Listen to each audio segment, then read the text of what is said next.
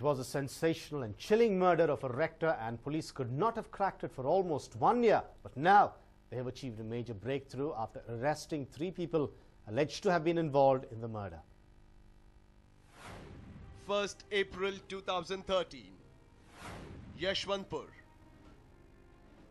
The spine-chilling murder of Rector K.J. Thomas of St. Peter Pontifical Seminary in Yashwantpur happened about 11 months back. He was brutally murdered and his body was found in his bedroom in a naked state. A person by name Patrick, who was in the neighboring bedroom, woke up at 5:30 in the morning and found the body lying in a pool of blood. He immediately informed the police. Yashwantpur police, who rushed to the spot, registered a case. But despite several efforts, they could not find any lead into the case. The Yashwantpur seminary was getting restless and police were blamed for their incompetency. Now, after 11 months, the police have arrested 3 persons alleged to have involved in eliminating Rector Thomas. The prime accused, Father Ilyas, had differences with Rector Thomas over administrative aspects. Father Ilyas was ignored constantly when it came to promotions. Hence, he wanted to bring some changes in administrative wing of the seminary and needed some documents for the same. Hence, on March 31st, Father Ilyas went to the seminary with 2 others, Peter, William and Patrick, to steal those documents. But Rector Thomas saw them doing so. Hence, the trio killed him by assaulting him brutally with an iron rod. Since Father Ilyas was nursing a grudge against Rector, he wanted to show him in bad light. Hence, he removed clothes from his body before fleeing from the place with the documents. Father Ilyas is associated with a church in Gulbarga. Peter William was serving in a Kengeri church in the capacity of a father, and the third accused, Patrick, is a common man. Our colleague Bansi Kalappa spoke to the City Police Commissioner Raghavendra Auratkar over the arrests. Well, the police, in a major breakthrough, have cracked the Father Thomas murder case. Let's remember, Father Thomas was murdered at a seminary in a very brutal manner by at least 1 or more persons, and the police, in a sensational breakthrough, finally believe they have cracked the case. We have with us the Police Commissioner, Mr. Raghavendra Auratkar. Mr. Auratkar, how do you, what is the breakthrough you've made in this case? See, this breakthrough it was mainly about the internal disenchantment with Father Thomas, because we believe that he was a very, very strict person and very principled person, and he was not allowing many illegal things to happen. And also it is a long, I think I should say, long pending dissent, which has created a sort of dissatisfaction among many of the people having close association with the seminary. And also there were some problems with the papers of the land grant of the seminary. So all this has led to this conspiracy being hatched, and Father Thomas was brutally murdered after hatching a conspiracy on 31st March 2013. Okay. And the 3 persons who you have arrested are? One is Father Ilyas. Presently he is in Gulbarga. The second one is who is posted in Kengeri, Father Peter William. And the third person is a layman, he is Peter. And for what reason did they commit this crime, and how did they plan it? Can you tell us about it? I told you the reason, that there was long pending dissatisfaction. There were 2-3 issues about that. One is about the neglect of some group of the people who were working there for a long time, and also secondly there were some land grant new papers relating to that. That was the main reason, and this was being conspired for a long time before actual murder. Okay. And all the 3 have been taken into custody?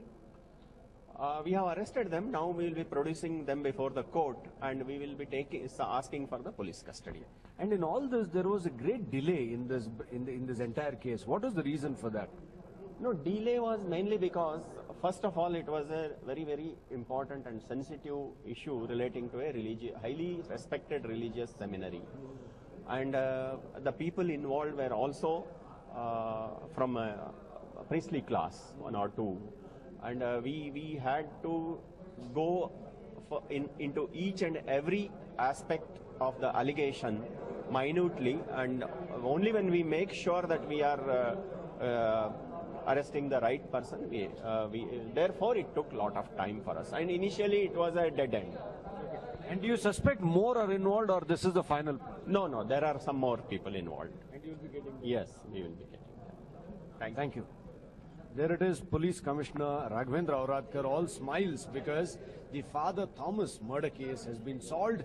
3 persons have been arrested. How many more arrests are to come remains to be seen. With camera person Mahantesh, this is Bansi for News 9.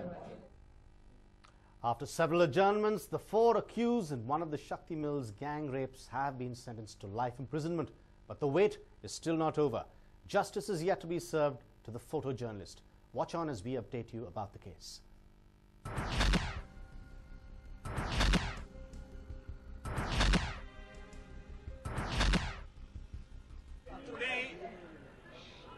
Today the court has sentenced 4 accused for life imprisonment till the end of their life, and these 4 accused are involved in the telephone operator gang rape case.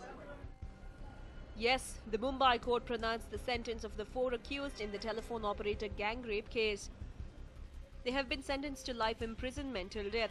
However, the sentencing in the photojournalist case has been adjourned till Monday. Before we tell you why, listen to what really transpired with the telephone operator at the mills on that fateful day. जैसे ही ये telephone operator और उसका मंगेतर को देखते हुए एक ने मोबाइल ने अपने साथियों को फोन किया कि माल आया है।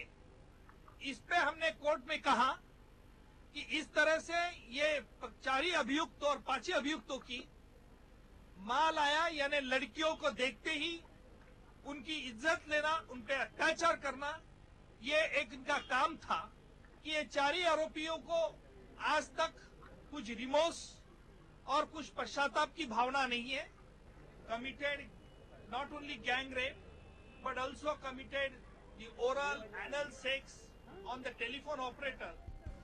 Yes, that is how heinous the incident was. That is how cruel these men were. So do you think justice has been done? The maximum punishment for rape is a lifer. Is there a need to amend the law? Do we need to have a more stringent law in place to prevent such incidents?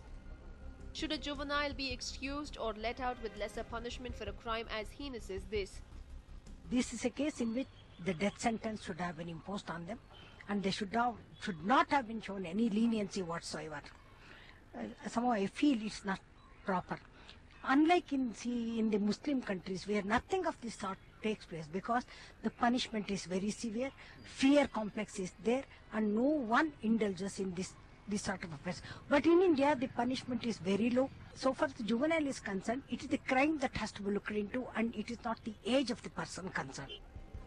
Meanwhile, this is what one of the members of the fact-finding committee had to say.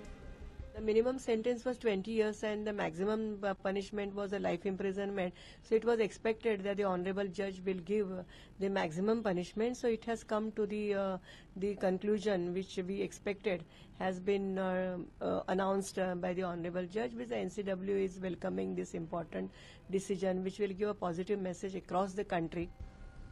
Now we will tell you why the hearing of the photojournalist case was adjourned, though it was filed much earlier than the telephone operator's case. 3 accused have again committed gang rape on the photojournalist on the night of 22nd August.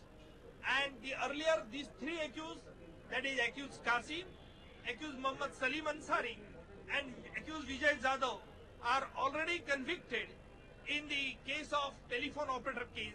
And therefore, since they have committed repeated offence, they are habitual criminal offenders, and therefore they should be dealt with very sternly. That is what we have made the request. The court has asked the accused lawyer to file their say. They are filing their say on Monday. The case has been adjourned till Monday for the prosecution and defence to advance arguments on the quantum of sentencing. Meanwhile, the other 2 juveniles accused in the case, one in each, will be tried by the Dongri Juvenile Justice Board on April 1st. A News 9 report.